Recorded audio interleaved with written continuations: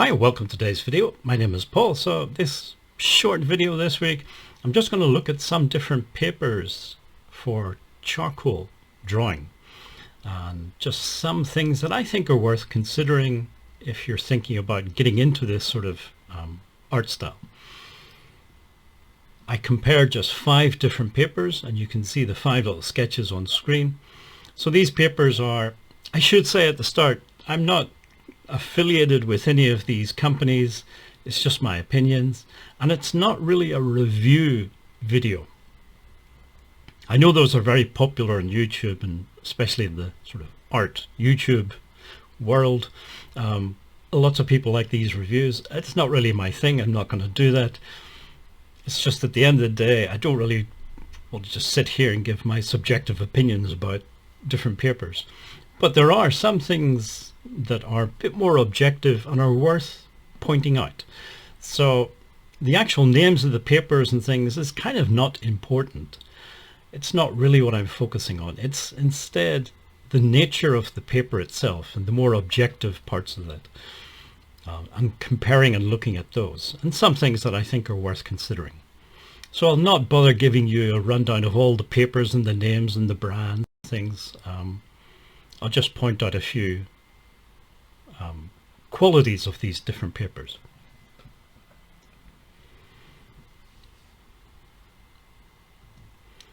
So the first one to look at is, it is marketed as a paper for charcoal, specifically for charcoal. It has a very textured surface, quite a distinct pattern on the surface.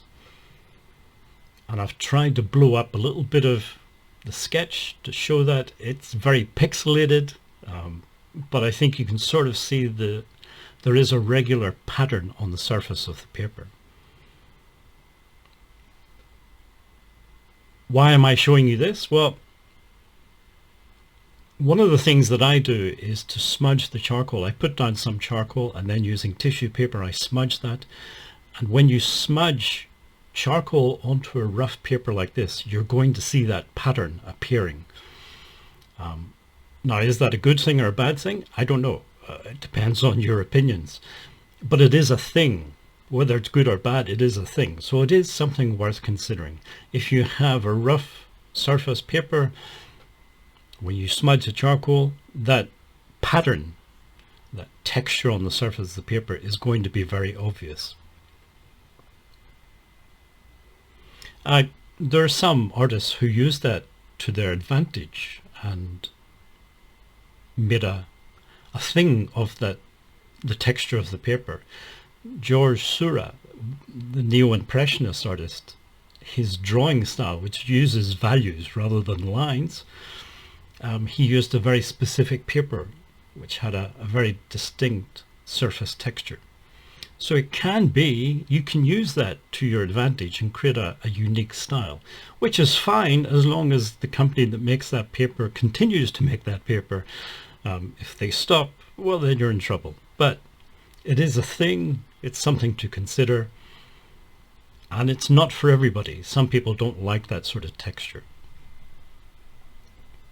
The other extreme, one of the papers I tried was Bristol board, which has pretty much no texture on the surface. It's a very almost shiny surface, and it's a very bright surface. I don't know if they bleach the paper, but it's very bright, white, smooth paper. That's the other extreme, if you like. And while there's no surface texture to show up, on the other hand, the paper really doesn't have much tooth. So there aren't really all those little nooks and crannies for the charcoal dust to settle into. And therefore it's difficult to build up layers of charcoal. See, with a rough paper like this, I might put down some charcoal, smudge it, and then put more charcoal on top of that. So you're getting layers, different value layers.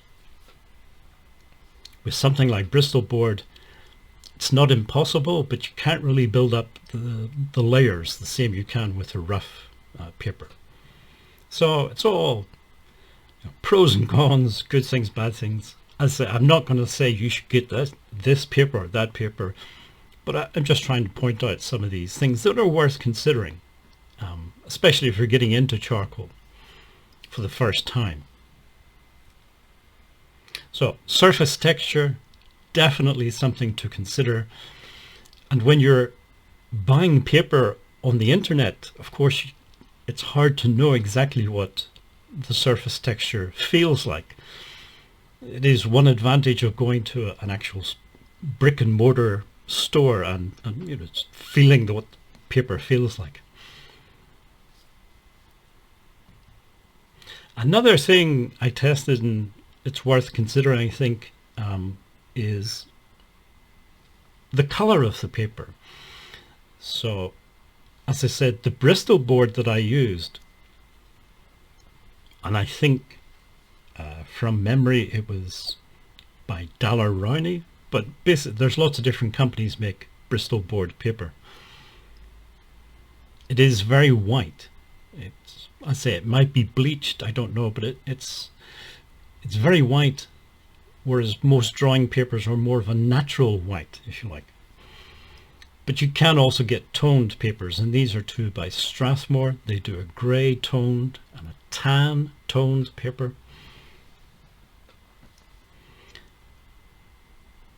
You might like or dislike the toned paper. Again, it's just a subjective opinion. But there is a more objective thing to consider. So when you're using charcoal, and I was just using willow charcoal for all these little sketches, you don't have much to work with. There's no color, so values become very important.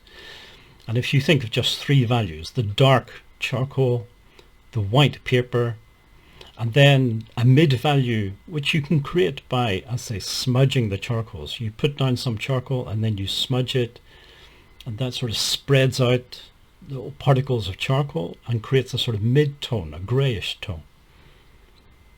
So if you're working with white paper, that's the three tones that you've got. And then if you use a kneaded eraser to lift off some of the charcoal, you can create highlights because you're showing up the white paper underneath. So that gives you your highlights. But what if you're using a toned paper, so it's not a white paper? Well, in this case, things get different because the paper is no longer your highlight. The paper is kind of the mid-tone.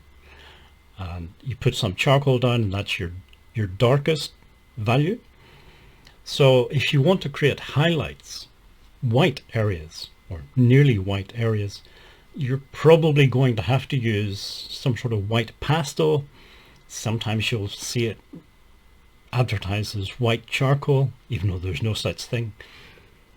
But white pastel of some kind, white chalk, which you can use to add in highlights. I didn't do it with these two sketches, but that's the idea. So what I'm trying to say is, if you're using a colored paper, a toned paper, you might have to also add in some white pastel or white chalk to give you highlights.